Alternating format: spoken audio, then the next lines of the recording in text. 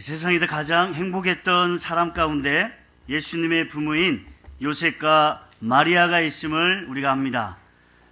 하나님의 구원자 되신 그분이 그들을 통해서 이 세상에 나오시고 놀라운 축복의 순간들이 있었습니다.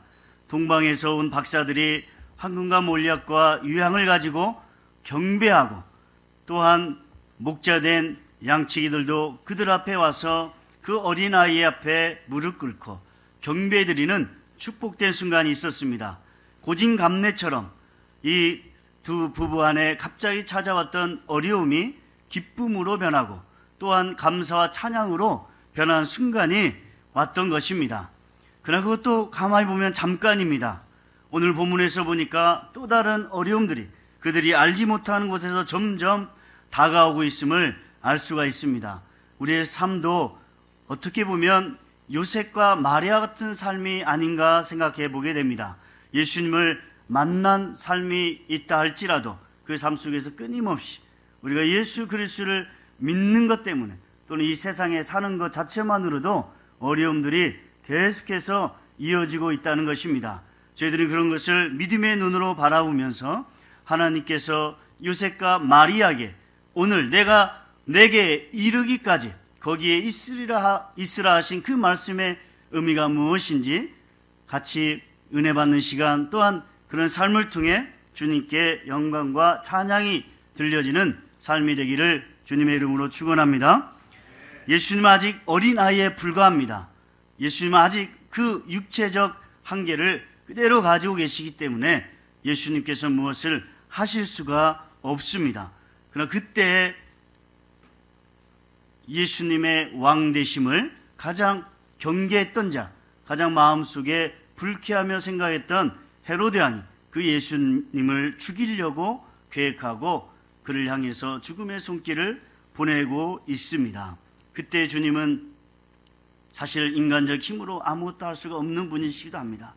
그러나 하나님 아버지 그분께서 예수님 그분을 요셉과 마리아를 통해 그 생명을 유지시켜 주시고, 또한 예수님께서 구원자 되심을 보여주시는 오늘의 장면이 우리에게 주어졌습니다. 우리는 사건을 만날 때, 어려움을 만날 때, 환난을 만날 때 우리가 사실 힘을 쏟고 있고 정력을 쏟고 있고 우리의 재산과 모든 것을 쏟고 있는 것이 사실은 하나님 안에서는 잘못된 것임을 오늘 본문을 통해 깨달아야 되겠습니다. 복음을 가지고 사는 자, 하나님을 믿고 그 믿음 안에서 사는 자는 열심의 대상이 반드시 틀립니다. 또한 그 열심조차도 때로는 하나님께서 원하지 않을 때가 있다는 것을 알아야 됩니다. 오늘 주님 안에서 열심을 냈던 헤롯의 모습이 어떻게 우리에게 대표적인 우리의 인생 가운데 우리 어떤 문제에 대해서 그 문제만을 바라보고 힘을 쏟고 있는 우리 어리석음을 표현하고 있는 사람일 수도 있습니다. 헤롯은 그에게 닥친 가장 큰 어려움이 그가 그의 인생을 모두 걸어가지고 왕이 되었던 그 왕의 자리를 지키고자 이스라엘 왕으로 태어났다고 하는 그 예수 어린아이를 죽이고자 모든 힘을 다 쏟는 걸 볼 수가 있습니다. 중요한 것이 그게 아님에도 불구하고 마치 그게 그의 인생의 최고의 중요한 것인 줄 알고 힘과 정력을 다 쏟아부었던 거죠. 혹시 저희들도 오늘 우리가 갖고 있는 문제 가운데, 또는 교회 문제 가운데 우리가 진정히 힘써야 할 것이 있음에도 불구하고 다른 것에 우리의 마음을 다 빼앗겨 가지고 하나님 그분의 뜻을 알지 못하고 그분께서 인도하심을 체험하지 못하는 어리석은 헤롯의 모습에서 벗어나야 할 줄 믿습니다. 헤롯 왕은 정말 무서운 사람이죠. 그가 이 왕의 자리를 얻기까지 얼마나 수고했는지 그 당시의 역사적 책이나 모든 것이 드러나고 있습니다.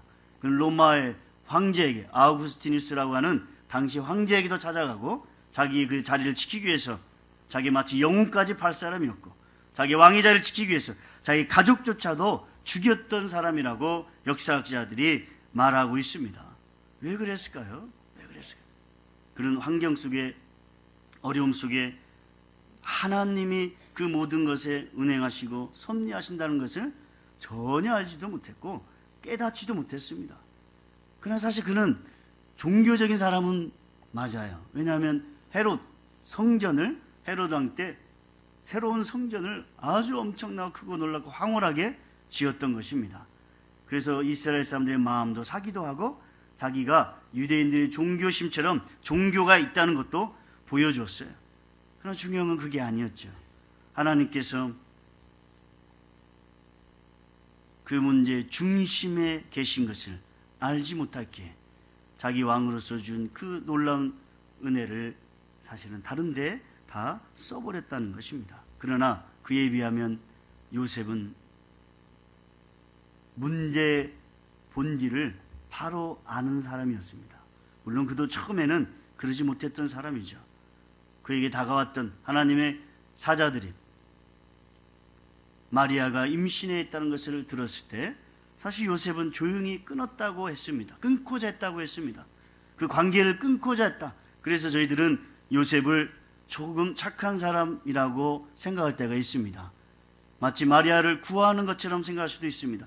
그러나 가만히 생각해 보면 그것은 요셉의 잠깐의 꾀에 불과한 것 같습니다. 왜냐하면 임신해 있는 마리아, 그가 점점 배가 불러감에 따라서 사람들이 그걸 모를 리가 없죠. 관계를 끊은 상태에서 요셉이 도울 수도 없을 거예요. 마리아는 아마 돌로 맞아 죽거나 그 당시 풍습으로는 정말 비참한 인생을 살 수밖에 없습니다. 그런데 어떻게 그걸 조용히 끊는다고 할 수가 있어요? 자기가 생명을 다하든지 함께 하든지 그런 마음이 돼야겠죠. 그러나 주님이 꿈의 사자를 통해 다시 이야기할 때 이는 이스라엘 구원할 메시아 구원자이심을 다시 한번 이야기할 때 요셉은 그때부터요, 하나님이 이 꿈에서 이런 식으로 나타날 때마다 어떠한 한마디 대꾸도 하지 않습니다. 자기가 이해할 수도 없는 일이 벌어지잖아요. 그럼에도 불구하고 항상 즉각이에요. 바로예요. 거기에 어떤 한마디도 더한 사건이 있었다면 한번 찾아보세요. 성경 속에 하나도 없습니다. 요셉은 철저하게 모든 것이, 이해할 수 없는 모든 것이, 자기와 아직 결혼도 하지 아니하고 몸도 섞지 아니하는 마리아에게서 아기가 낳는 그 사건부터 해서 그들이 아우구스투누스라는 로마 황제의 칙령으로 베들레헴, 그가 원래 호적이 있던 곳으로 옮겨갈 때에도 요셉은 순수하게 순종하며 따라갑니다. 오늘 본문에서도 마찬가지입니다. 요셉은 하나님 사자가 나타나서 헤롯이 아기를 죽인다 할 때, 그리고 즉각 애굽으로 떠나라 할 때 밤중에 일어나 그들을 데리고 그대로 떠납니다. 거기에도요 어떠한 것도 없어요. 사실 문제의 핵심인 얼마나 두려운 사건이에요. 예굽의 이스라엘의 왕되었던 헤롯이 그들의 군사를 풀어가지고 그의 아기를 죽인다면 사실 이건 꼼짝도 할 수 없죠. 도망갈 데도 없을 것 같아요. 철저하게 모든 군사들이 있을 거 아닙니까? 그럼에도 불구하고 요셉은 하나님 그분의 명령에 밤중에 준비되지 않은 그 상황에 그 명령에 순수하게 지시대로 따라갑니다. 저 여러분이 어떤 문제에 복면하고 있을 때, 어려움에 복면하고 있을 때 우리의 행동은 어떤 행동인가 한번 살펴보시기를 바랍니다. 문제를 바라보거나 사람을 바라볼 때 마치 그것이 해결되면, 그것이 없어지면, 그것에 또 다른 것이 채워지면 무엇인가 이루어진 것처럼 생각한다면 그건 절대 아닙니다. 그러면 거기에 우리의 온 힘을 다 들여야 할 것 같아요. 온 정력을 다 쏟아야 됩니다. 모든 걸 투자해서 그것을 얻거나 바꾸거나 새롭게 해야겠죠. 주님은 그때 누구를 바라보게 하십니까? 하나님 그분을 바라보게 하신 줄 믿습니다. 여러분, 하나님 그분을 바라보는 게 복음의 사람이에요. 어려움이 찾았을 때, 문제가 찾았을 때 사람의 잘잘못, 죄된 모습, 어떤 조직의 어떤 잘못된 형태, 문제, 이런 것에 마음이 빼앗겼을 때는 우리는 주님이 왜 그 사건을 들춰내시고 또 나타내시고 우리를 왜 그곳에 있게 하시고 때로는 지시할 때까지 왜 그곳에 내려가게 하시는가, 그 이유를 알 수가 없이 그냥 열심으로 자기 안에 보이는 문제, 정말 아무것도 아닌 문제에 온 힘을 다 드릴 수가 있다는 것입니다. 출애굽기 3장 14절에 모세가 불타는 떨기나무에서 하나님을 만납니다. 당신 누구십니까? 하나님이 나는 스스로 있는 자라 라고 말씀하시면서 이스라엘 자손에게 이르기를 스스로 있는 자가 나를 너에게 보냈다고 하라 라고 말씀하십니다. 이 스스로 있다라는 자체는 그냥 존재 의미로만 봐서는 절대 안 됩니다. 이 의미는 천지를 창조하신 여호와 하나님, 우리의 모든 삶과 생을 주관하신 여호와 하나님, 모세에게 있어서는 80년간 그가 이해할 수 없는 그의 인생의 모든 인생사를 주관하고 계시는 하나님이라는 그런 강력한 메시지가 여기에 담겨 있는 것입니다. 사실 모세를 보세요. 그가 태어난 것은 이집트에서 이스라엘 사람으로 태어났지만 이스라엘 사람들이 점점 강해지고 사람들이 많아지니까 바로 왕이 그걸 두려워해가지고 이스라엘 아이들 다 죽이게 하잖아요. 그때 어머니 누님의 재치를 통해 가지고 살아납니다. 하나님은 참 유니크하게도 그 모세를 그 죽이고자 했던 바로 왕의 딸의 아들로 삼게 하고 키웁니다. 왕자로 키우죠. 그리고는 40년을 자랐어요. 그러나 하나님께서 그를 이스라엘의 애굽의 왕으로 세워가는 것이 아니라 살인자로, 민족에 대한 눈이 띄어지면서 살인자의 누명도 아니에요. 살인자로서의 범죄자로서 살아가게 하고 도망다니게 하고, 그 나머지 40년은 광야 땅에서 자기 부인 또 장인의 양을 치는 양치기의 역할을 하게 하십니다. 인생이 너무나 변동이 심하죠. 우리는 이것을 훈련받았다라고 생각할 수도 있습니다. 훈련받았다고 하기엔 80년이라는 것이 너무너무 오랜 기간이죠. 우리가 감당할 수가 없는 기간이에요. 여러분과 저를 80년간 그 어려움 속에서 있다 하시면 우리가 모세처럼 그렇게 하나님 옆에 순종할 수 있을까요? 아니죠. 모세 80년간 모든 것이 자기 의문이 있었고 걱정이 있고 고민이 있고 갈등이 있던 그 모든 문제 해결이 하나님 그분 안에서 다 해결된 것입니다. 언제요?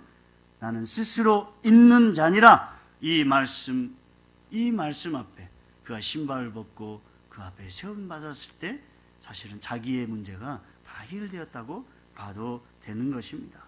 그때부터 주님은 15절에 보면 출애굽기 3장 15절에 이렇게 말씀하십니다.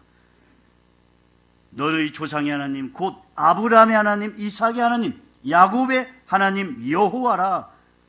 이는 나의 영원한 이름이요 대대로 기억할 나의 표현이라. 여기서 중요한 게 너희 조상의 하나님이라는 것입니다. 아브라함의 하나님, 이삭의 하나님, 야곱의 하나님, 이들을 통해 하나님이 약속하시고 그리고 함께했던 모든 순간들이 이 아브라함의 하나님이라고 할 때 거기에 다 포함돼서 일순 모세에게 다 들어오는 거예요.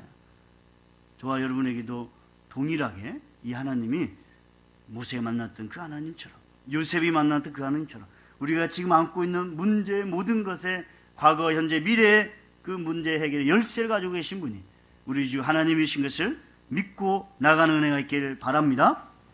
이게 없었던 헤로데게는요, 문제만 봤던 거잖아요. 같이 보고 같이 열심을 했는데 그가 행했던 모습은 어땠습니까? 16절 보면 이에 헤롯이 박사들에게 속은 줄 알고 심히 노하여 화가 나는 거예요. 내 뜻대로 이루어지지 않을 때, 내 마음대로 이루어지지 않을 때 화가 나요. 왜냐하면 내가 기준이 되었으니까요. 내가 기준이 되었어요. 우리 신앙생활을 열심히 오랫동안 하였을 때 혹시라도 이런 면이 점점 많아진다면 한번 나에게 있는 헤롯의 모습을 점검해 봐야 됩니다. 헤롯이 특별하게 나쁜 악한 사람이라서 이럴까요? 아니에요. 자기가 중심이 되어 있고 문제가 중심이 되어 있으니까 자기 뜻대로 이루어지지 아니하는 상황을 가지고 노하고 화나는 겁니다. 그 다음에 뭘 합니까? 자신과 뜻을 같이 하는 사람들을 모아서 움직이기 시작하는 거예요. 사람들을 보내요. 그리고 나서 악을 더합니다. 악을 저지를 뿐만 아니라 더하는데 베들레헴과 그 모든 지경 안에 있는 사내 아이를 박사들이 자세히 알아본 그때를 기준으로 2살부터 그 아래로 다 죽인다. 악한 건데요, 약한 것에 도를 지나치잖아요. 2살 아래로 다 죽일 필요가 어디 있어요? 예수님 태어나고 지금 2년이 지난 거라면 그래도 이해가 될 수 있어요. 그럼에도 불구하고 2년 전에 태어날 그런 사람을, 아이를 죽이려고 방금 태어나니까 죽입니까?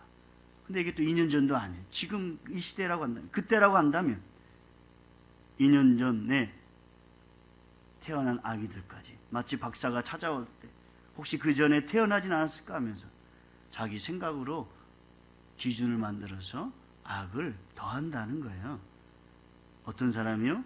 문제만을 바라보고 그것에 열심히 있는 사람이 그렇게 되는 것입니다.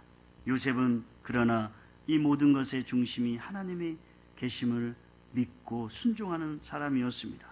그의 행동은 전혀 다릅니다. 13절에 그는 밤중에 일어나서 아이와 마리아를 데리고 떠납니다. 애굽으로 떠납니다. 사실 애굽으로 떠나는 것은 더 이들에게 불안한 거죠. 애굽은 아는 사람도 없어요. 애굽은 아는 사람도 없어요.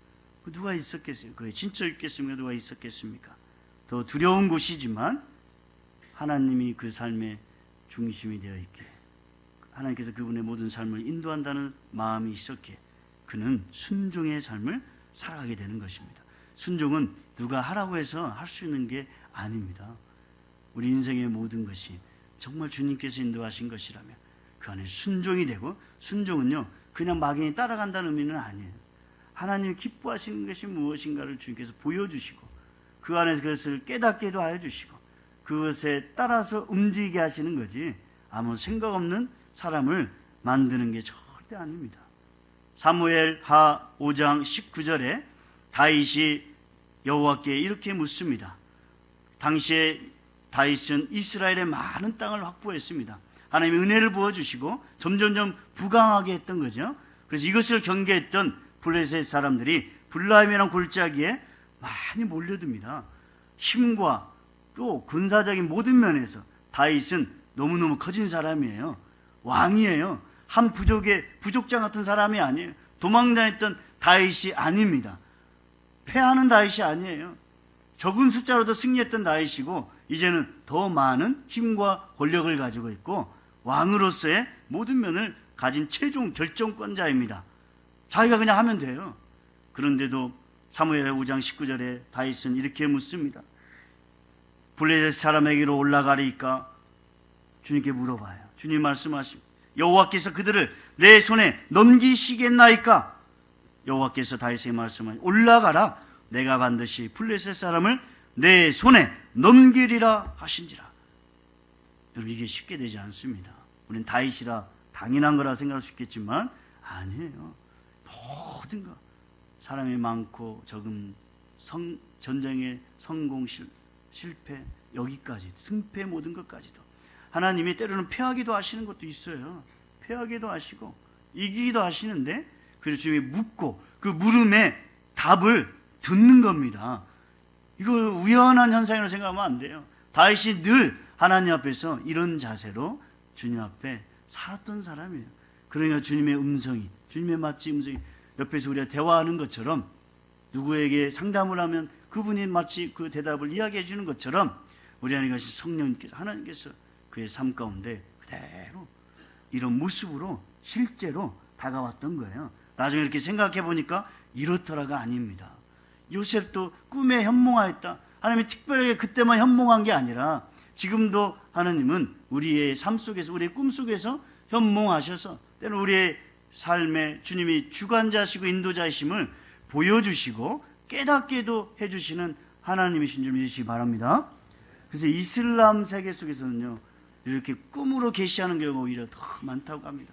왜냐하면 이 사람들이 너무나 율법적인 이슬람의 그들의 율법에 철저하게 그냥 세뇌를 당한 거죠. 세뇌.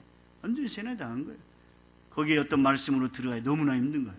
주님이 그럴 때 기적 같은 하나님의 나타나심과 예수님 자신이 마치 우리에게 보여주신 것처럼, 사울에게 나타나 보여주신 것처럼 그렇게 나타나셔가지고 그들의 마음을 변화시키는 간증들이 사실 있습니다.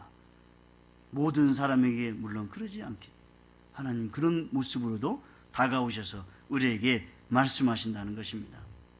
예수님을 영접한 자마다 하나님의 자녀가 되고 그분과의 놀라운 여행이 시작된 줄 믿습니다.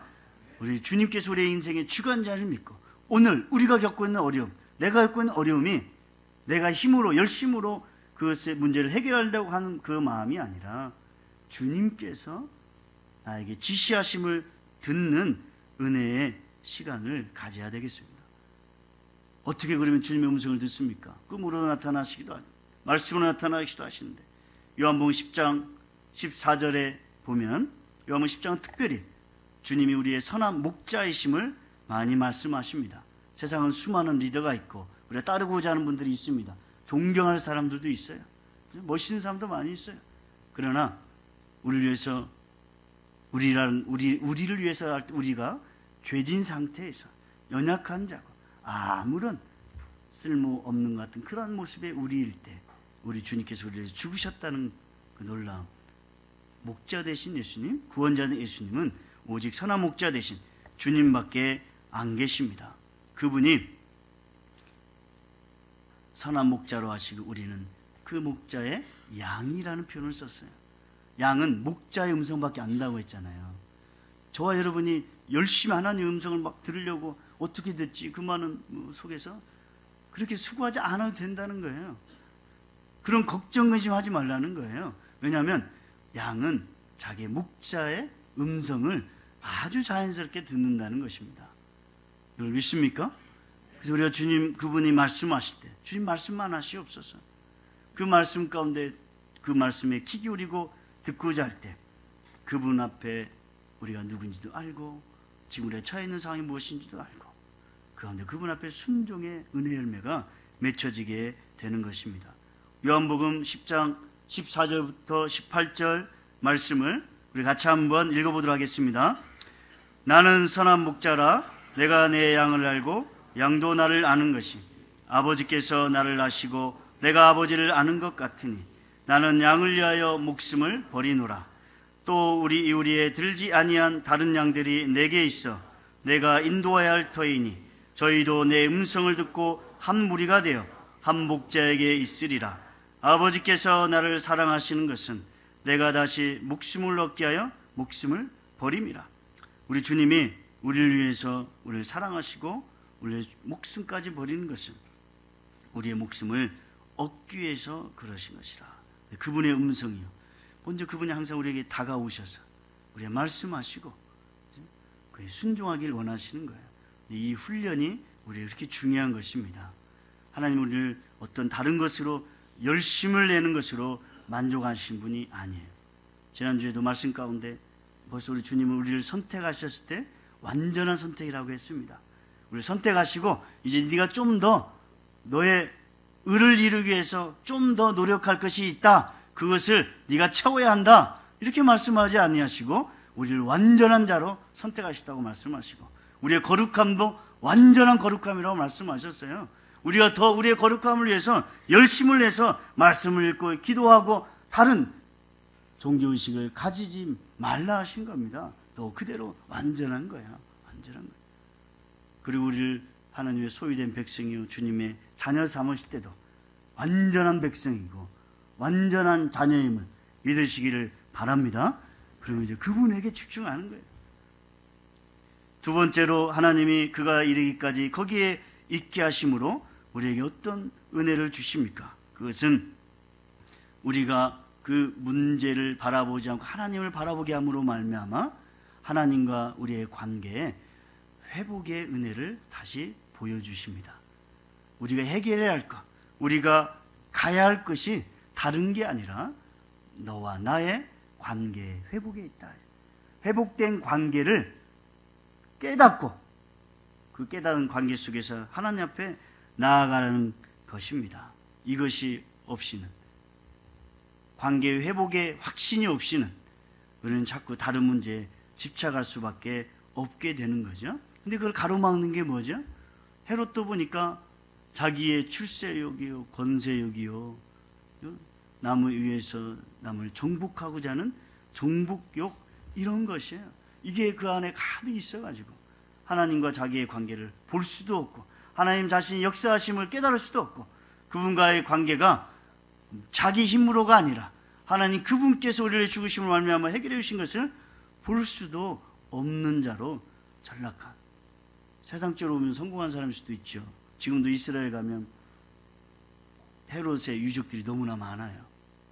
헤롯이 만든 콜로세움, 헤롯이 만든 원형 경기장, 헤롯이 만든 수영장, 헤롯이 만든 수로, 헤롯이라는 이름이 다 들어가요. 이스라엘의 가이사랴 중심으로 해서 있던 곳을 가면 정말 헤롯 이야기밖에 없어요. 대단한 건축가였고 정치가였고 놀라운 사람이었습니다. 그러나 그것이 다 끝나고 뭐가 남습니까? 오늘도 본문에서 그의 두려움, 그의 권력, 이것이 다 드러나지만 결국은 한마디로 그가 죽었더라예요. 죽었더라. 요셉과 마리아, 예수님이 애굽 땅에 가 있는 동안에 결국 그는 죽었더라. 그리고 또 하나님의 역사가, 아기, 아무 힘도 없는 아기, 아무 힘도 없는 요셉과 마리아 같은 사람을 통해 하나님의 구원의 역사가 시작되는 것을 우리에게 보여주십니다. 사도 바울도 그가 하나님을 위해서 얼마나 특심이었는지 스스로가 이야기합니다. 사도행전 22장 4절부터 7절 8절 말씀을 보면, 내가 이 돌을 박해하여 사람을 죽이기까지 하고 남녀를 결박하여 옥에 넘겼나니. 이거 하나님을 향해서 특심이라고 했어요. 특심이기 때문에 예수 믿는 사람들을 이렇게 결박하고 죽이기까지 박해했다는 겁니다. 그러나 주님이 그를 찾아오셨어요. 내가 땅에 엎드려져 들으니 소리에서 이르되 사울아 사울아 내가 왜 나를 박해하느냐 하시거늘 내가 대답하되 주님 누구시니까? 나는 내가 박해하는 나사렛 예수라. 나는 내가 박해하는 나사렛 예수라. 이때 사울이요, 그 인생이 전환이 일어나는 거예요. 하나님 관계가 회복되는 거죠. 지금까지는 자기 열심의 신앙이었습니다. 자기 율법의 신앙이었어요. 그것으로 말미암아 자기가 뜻을 같이 하지 아니하는 사람들을 잡아서 죽여서 옥에 가두는 그 일에 기쁨과 감사와 찬양 스스로 아마 넘치는 삶이 되었죠.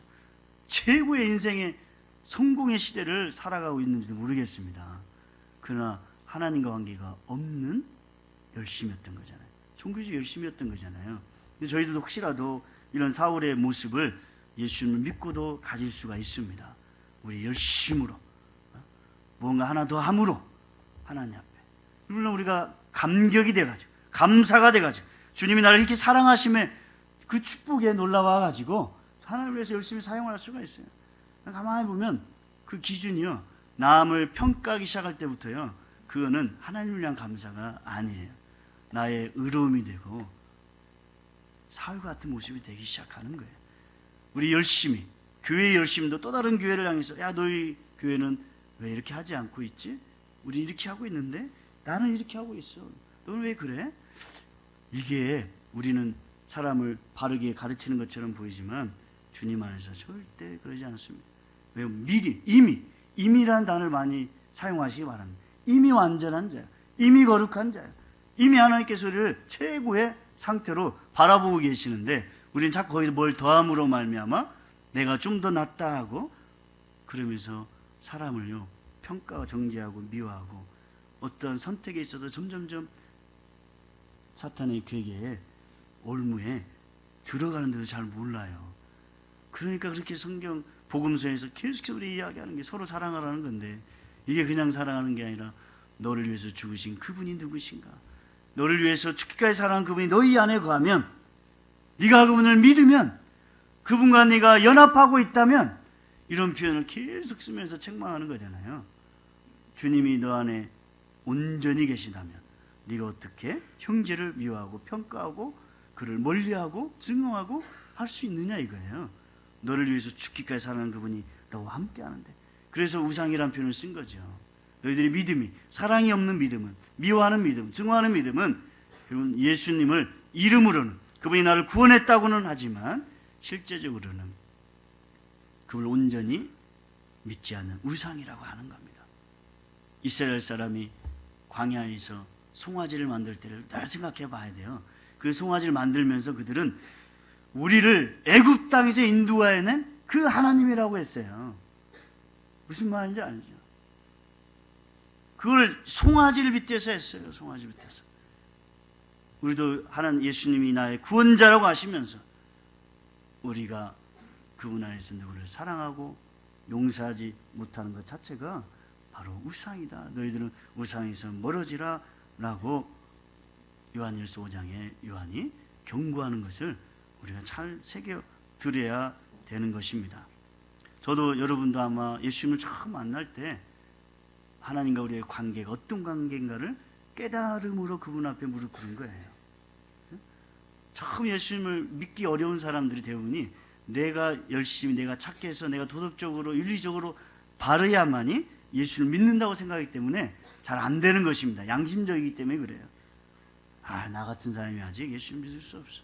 나 같은 사람은 아직 참 착한 사람이죠. 근데 주님은 그러기 때문에 믿으라고 하는 거거든요. 그러기 때문에 그때 나와 주님과의 관계 어떤가를 깨달으라고 하는 것입니다. 오늘 본문 가운데 저와 여러분이 힘을 쓰는 게 무엇일까? 주님은 마태복음 6장 33절에 너희는 먼저 그의 나라와 의를 구하라. 예수님의 십자가를 바라보라. 그분의 부활하심을 바라보라. 그분이 이 땅에 오신 이유를 바라보라 하시면서 우리가 추구하고자 하는 일체의 모든 것을 주님과의 관계 속에서 풀어가기를 원하시는 주님이신 줄 믿습니다.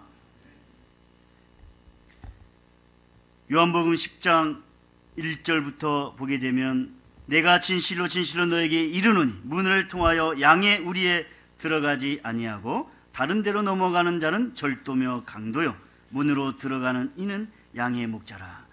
문지기는 그를 위하여 문을 열고 양은 그의 음성을 듣나니 그가 자기 양의 이름을 각각 불러 인도하여 내느니라.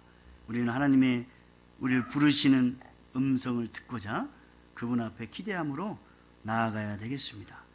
하나님을 신뢰하지 못하면, 그분이 역사하고 계심을 믿지 못하면, 우리는 그분의 음성에 귀 기울이고자 하는 마음조차 없어가지고 우리가 각각 제 갈 길로 가게 되어 있습니다.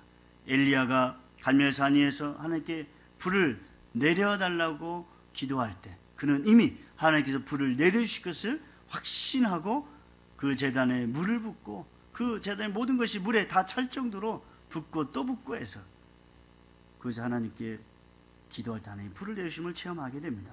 그 뒤에는 또 그분이 약속하신 대로 3년이 넘도록 비가 오지 아니한 곳에 작은 손바닥마당 구름 하나가 보이자 하나님 앞에 기도하는 것도 이제 멈추고 그 비가 오는 것을 체험하게 되는 것입니다. 그분과의 관계가 회복된 곳에 이런 일이 벌어지게 되죠. 오늘 요한이 애굽 땅으로 내려가서 인내하고 기다려 있었던 것도 바로 그런 것입니다. 때론 저희들이요 너무 앞에 나서서 일을 막 하려고 할 때마다 사실은 좀 조심해야 됩니다. 주님이 잠잠하라고 하는 소리를 들을 수도 있어야 됩니다. 때론 우리가 조용히 있을 때가 하나님께서 함께 하실 때, 하나님 역사하실 때 그분의 일하심을 목도할 수 있는 은혜가 있는 것입니다.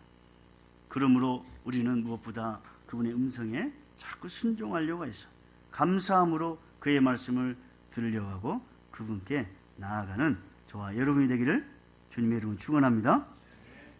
이렇게 순종하게 된 요셉이 이제 하나님이 왜 애굽으로 내려가게 하신 이유를 알게 됩니다. 하나님은 그냥 내려가라 하지 아니하시고 반드시 그 뜻이 무엇이었는가를 보게 해주시는 거죠. 근데 요셉의 신앙이 놀라운 게 바로 여기에 있는 거예요. 그때도 묻지도 않아요. 그리고 나중에 다 지나고 나서 하나님께서 다 보여주시는데 15절을 보면 헤롯이 죽기까지 거기 있었으니 이는 주께서 선지자로 말씀하신 바 애굽에서 내 아들을 불렀담을 이루려 하심이라. 헤롯이 죽는 것도 놀라운 일인데 선지자가 말씀하신 바 애굽에서 내 아들을 불렀다함을 이루려 하심이라. 구약의 호세아 선지자를 통해서 호세아 11장 1절에 하나님이 예언의 말씀으로 주신 것입니다.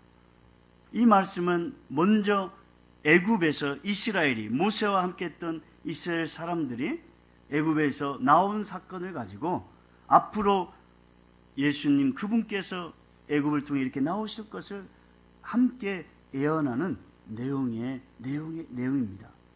요셉은 애굽에서 불렀담을 이루려 함이라 이 말을 듣는 순간에 예수님께서 예언대로 이 땅에 오신 분이라는 걸 다시 한번 확신하게 되고 그 확신 가운데 그 열매를 체험하게 되는 것이죠. 여러분 창세기 15장 12절에 하나님이 아브라함에게 약속하신 것을 우리가 알고 있습니다. 아브라함에게 앞으로 아브라함 이후에 그의 자손 가운데 애굽 땅에서 있을 것을, 그리고 400여 년간 그들의 종살이를 할 것을 이야기하시고 그 자손이 4대 만에 돌아와서 하나님이 약속한 땅으로 갈 것을 언약으로 예언하신 것을 우리가 압니다. 창세기 15장에 아브라함에게 나왔어요. 아브라함, 이삭, 야곱의 아들 요셉의 때 이 약속을 이루어 가신 것을 우리가 봅니다. 그리고 400년이 흘러서 애굽 땅에서 이스라엘을 인도하여 내신 것입니다. 여러분, 하나님은 이스라엘 백성을 사랑하면서도 그들을 종살이하게 했습니다. 400여 년간을 애굽의 땅에 살게 했습니다. 나라 없는 사람으로 살게 했어요. 근데 그게 이스라엘을 사랑하심으로, 이스라엘의 약속을 지키게 하심으로, 이스라엘을 통해 하나님이 약속한 그 땅을 그들이 관리하고 세울 수 있는 그런 힘을 키워가시고자 하나님의 계획 속에 이루어진 거라는 것입니다. 그래서 하나님과 관계 회복된 사람들은 어려움이 절대 어려움이 아닌 것을 너무나 잘 아는 거예요. 그래서 인내할 수 있는 힘이 거기에 있습니다. 우리에게 있는 것이 아니라 그분은 반드시 약속대로 그것을 이루어 가시는 하나님이시라는 걸 알기 때문에 우리의 어떤 꼼수라든지요, 어떤 다른 우리의 괴략이라든지요, 우리가 먼저 인간적인 힘으로 앞서서 하는 것이 아니게 되어 있어요. 그래서 어떻게 보면 순둥이 같은 모습의 삶이 나타나기도 합니다. 그러나 그건 어리석은 순둥이가 아니죠. 정말 하나님, 위대하신 하나님, 그분이 한번 역사하시면 너무나 놀라운 일이 일어나는 것을 알기에 거기에 순종하고 나가는 것밖에 없다는 것입니다. 그래서 요셉에게 오늘 말씀하신 것을 다시 우리가 제목을 받아야겠습니다. 내가 내게 이르기까지 거기 있으라. 이 말씀이 지금 우리가 처해 있는 공간 속에서요, 하나님의 음성을 듣고 그분의 관계 속에서 그분의 말씀에 순종하는 삶을 선택하라는 것입니다. 이게 다른 것을 두려워해서 하지 말라는 거예요. 요셉과 마리아도 사실 두려워했습니다. 그죠? 두려워했어요. 헤롯이 죽어서 이제 올라가려고 하니까 헤롯의 아들 되는 아켈로라고 하는 사람이 또 왕이 된다고 하는 거예요. 두려워했어요. 잠깐 멈칫했어요. 그러나 사자가 다시 지시하니까 가게 됩니다. 그래서 나사렛으로 가게 됩니다. 나사렛. 이게 하나하나가 순종함으로 이루어지는 건데, 순종함으로 이루어지는 것이요, 하나님의 놀라운 구원의 축복을 체험하는 한 순간순간이 되는 거예요. 여기서 나사렛이라고 하는 동네가 나타납니다. 나사렛은 이스라엘의 작은 마을에 불과하다는 것을 우리가 압니다. 빌립이 나다니엘을 전도할 때, 요한복음 1장 45절에 보면 나다니엘을 전도할 때 나사렛에서 무슨 선한 것이 나냐? 나다니엘이 그렇게 이야기하잖아요. 무슨 말이에요? 나사렛 같은 곳에 뭐가 위대한 사람이 나타나고 선한 사람이 나타나, 무슨 구원자가 나타나, 말도 안 돼. 이것은 나사렛 단어가 그렇게 좁고 작은, 아무도 관심 안 갖는 그런 곳이에요. 그런 것. 그리고 이 나사렛 단어 자체가 나자네체르라고 하는 이사야 11장 1절에 나온 연한 순 가지, 예수님을 표현할 때 예언의 표현이거든요. 연한 순 가지, 아무 힘도 없는 연한 순 가지로 표현할 때 네체르라는 단어를 써가지고 나자렛 이름을 합니다. 예수님이 나자렛 나는 것 자체가 안 어울리는 거예요. 계속해서 안 어울리는 사건들이 반복되는 거예요. 그러나 우리는 성경에서 사복음서의 예수님의 제자들이 이 나사렛 예수의 이름을 많이 기록하는 것을 볼 수가 있습니다. 나사렛 예수님 자신도 자기를 나사렛 예수라고 표현하는 거예요. 보잘것없는 마을 나사렛 사람 예수라는 의미를 가지고 있습니다. 형편없는 사람 예수라는 의미를 갖고 있는 거예요. 아무것도 아닌 예수라는 이름을 갖고 있는 거예요. 그러나 예수님 앞에 기적을 체험했던 사람들을 한번 봅시다. 누가복음 18장에 나오는 여리고에 가까이 올 때 한 소경이 길가에 구걸하다가요, 사람들로부터 나사렛 예수가 온다는 걸 듣습니다. 나사렛 출신 예수가 온다는 걸 들어요. 그러자 이 사람이요 벌떡 일어나 소리치면서 예수님 앞에 나아가죠. 사람들이 꾸짖습니다. 나사렛 예수여, 다윗의 자손 예수여, 나를 불쌍히 여기소서. 나사렛 예수라고, 나사렛은 정말 부잣없는 마을에서 오신 예수라는 소리를 들으면서 그가 부른 이름은 다윗의 자손 예수여라는 불렀어요. 다윗의 자손. 나사렛에 오신 예수님이 다윗으로 또 오신 메시아 대신 그분이다. 이분은 눈이 안 보이니까요, 소리만 듣잖아요. 사람들의 소리만 들었어요. 나사렛 예수가 이루었던 기적의 사건들을 들었던 거예요. 다른 건 일체 그에게는 아무런 의미가 없어요. 나사렛 동네 자체가 보잘것 있는가 없는가, 이것도 문제가 안 돼요. 중요한 것은 예수님이 다윗의 자손, 그분, 약속으로 오신 그분이라는 것입니다.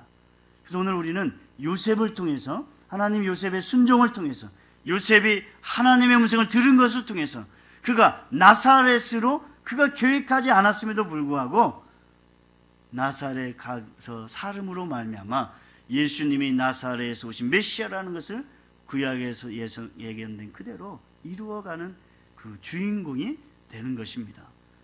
우리가 주님과의 관계가 회복되어 가지고 우리의 문제를 바라보지 않고 그 문제를 주권하고 계시는 우리 주 되신 주님 앞에 우리가 주목하여 그분의 음성에 기울이고 따라갈 때, 이게 우리 신앙이거든요. 사실은 신앙의 훈련은 다른 것이 아니라 주의 음성을 기울이고 따라가고 순종하는 건데, 이것을 너무 잃어버립니다. 그래서 오늘 보면 우리에게 다시 그 기본으로 돌아가는 거예요. 너의 중심이 누구냐? 너의 주인이 누구냐?